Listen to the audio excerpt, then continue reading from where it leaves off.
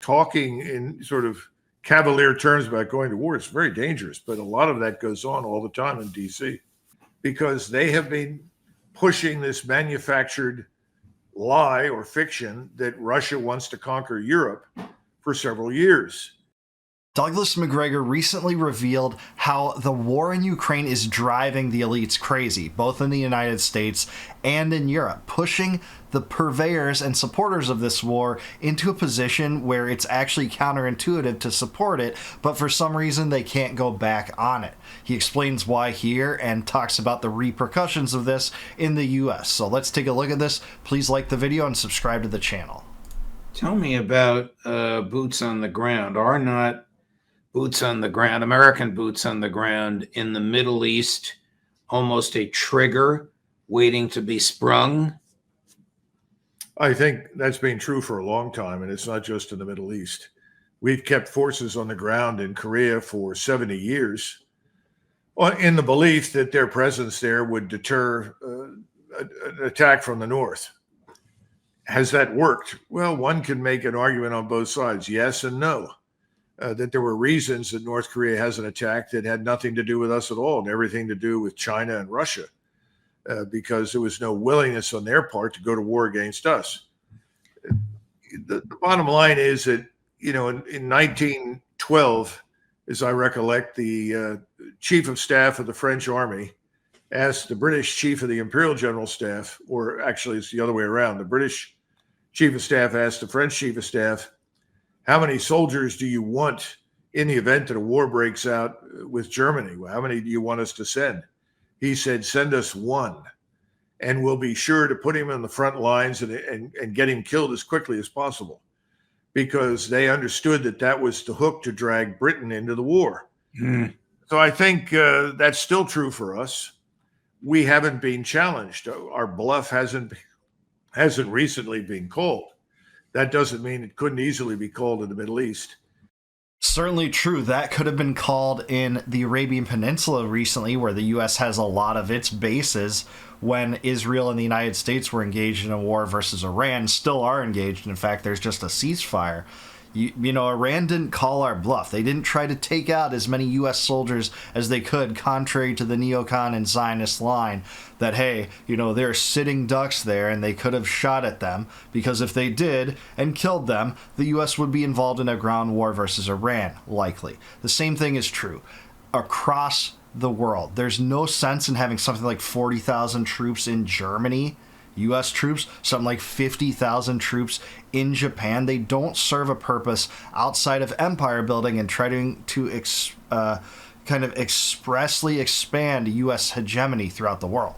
And, a certain senator, who I will not name, called me and expressed a view when we had a couple of National Guardsmen killed by an unmanned aerial vehicle, in other words, a drone, in Jordan a couple of years ago, 3 years ago, I guess, asked me what we should do. And I said, well, we obviously didn't take proper precautions to avoid losing these people. They were vulnerable. Somebody missed the target. He said, well, don't you think we should go to war with Iran?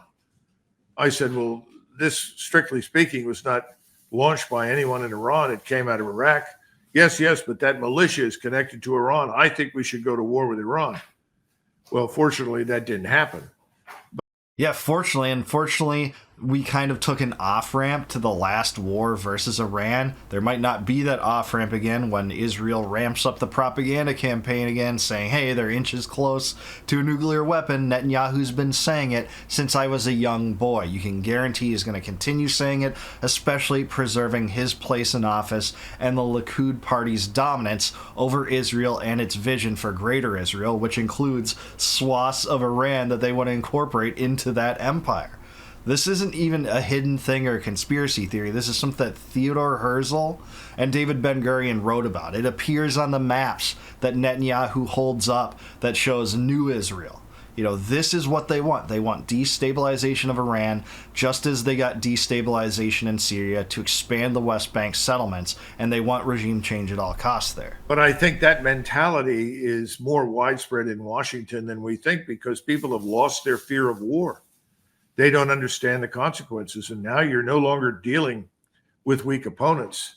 These are large nation states with powerful capabilities and advanced technologies, whether it's Iran or Turkey or Russia or China.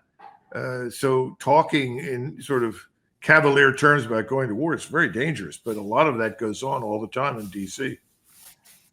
How close to the end is the Ukraine war? And do you think the elites in Ukraine, military, diplomatic, political, oligarchs, whatever, recognize that the end is coming? It's not the end that they hoped for.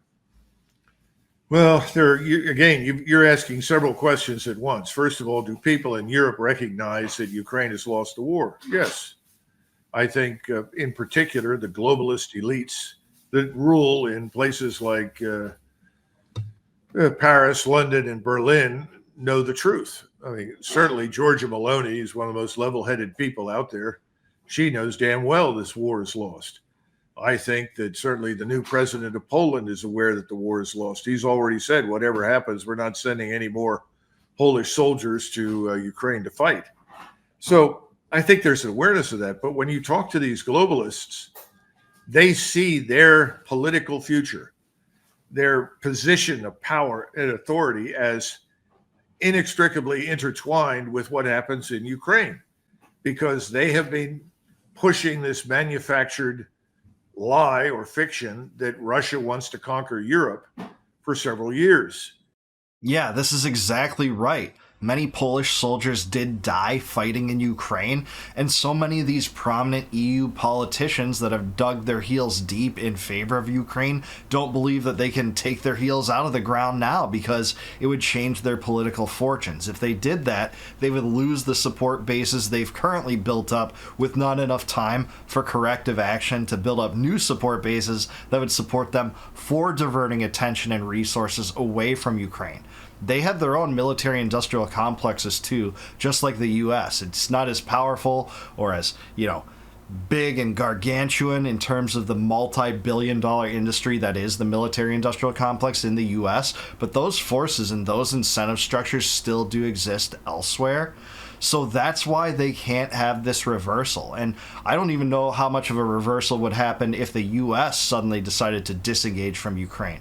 I'd think it'd be considerable. I'd think you would hear a lot of that rhetoric from Starmer and Mayers and Macron be toned down in favor of rhetoric that's closely aligned with Maloney, who knows the situation on the ground and is at least quasi not insane compared to these other fools. But it's hard to say. It's pretty clear now that Russia can win this war, annihilate all opposition, and it really doesn't have to advance very far. And that's what's happened. They've won the war because the Ukrainians have impaled themselves, in most cases, on Russian defenses, and then subsequently they found Russian advances irresistible. So I think that's part of the reason why these European elites keep pushing for action against Russia and Ukraine is they don't know what else to do. Because to tell the truth, to back down, to back off and say, look, this was a mistake, is an impossibility. How do you justify your position in power? This is particularly true for Merz, Macron, and Starmer. Yeah, totally agree, and totally with him that the war is basically over. He and Mearsheimer were right from the start, essentially, about this, saying that, this was going to be a Russian victory, and that's what it looks like with 20% of Ukraine conquered by Russia. It would have been more if they didn't withdraw their troops from near Kyiv in 2022, and with no sense that there's any headway being made by the Ukrainian army, not since at least a year and a half ago. So, yeah, we are seeing the end of this war. How long it is fighting and waging in terms of the support that they get, that's another question, but there's no sense in my mind that we're ever going back to Ukraine seizing back territory, because all the billions of dollars, $200 billion, all the sanctions, all the stupid secondary tariffs like Trump just slacked on to India haven't done the job. It hasn't changed the battlefield situation whatsoever, and Macgregor was always right about that. But they're all scheduled for extinction right now inside their own countries. Their own electorates want to get rid of them. When you say extinction, you mean electoral extinction? Probably, but not exclusively. There's a lot of anger and rage right now in Great Britain and France. we haven't seen it in Germany, but 6 Alternative for Germany political figures have died suddenly over the last few days. And there is the assertion that these were not deaths from natural causes.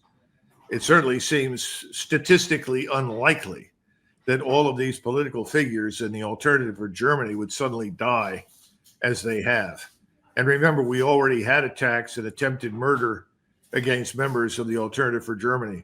And that particular party has risen dramatically in popularity. And frankly, it's going to become increasingly difficult to form a government in Berlin without including the Alternative for Germany. And that would be a tremendous defeat for the globalists. These are the people that want global governance. They want uniformity across nations. Yeah, this is true. And if you look into those deaths, one of them was a mysterious suicide, one was a death due to natural illness, and there are some others. But this is an interesting story panning out in Germany, too. How some of these, figures that are part of the dissident movement within Germany all die within just a short time frame before elections. It is a crazy situation, and maybe not just coincidental. They want to destroy the borders and the national identities of the people in Europe. They want to dictate to Europe via Brussels how they will live, what their values will be, what they will think. That's becoming extremely difficult and unpopular in Europe. So I think we're at a tipping point, and no one really knows what's going to cause the tip into revolution. But I think we're very close, certainly in Britain and France. I think we'll get there in Germany, too. Yeah, it'll be interesting to see how this pans out. Germany is a crazy situation, and that story has not been widely reported in mainstream news over here. Let me tell you, some of them were heart attacks. One of them was a candidate that their death, the reason behind it wasn't disclosed for personal reasons. All very mysterious. But he's right, there is open protests in France and Britain over these sorts of issues, not just related to Ukraine, but globalism in general. And focusing outwardly like the U.S. does in its empire building schemes rather than focusing inwardly on doing things that are helpful for England and for France respectively.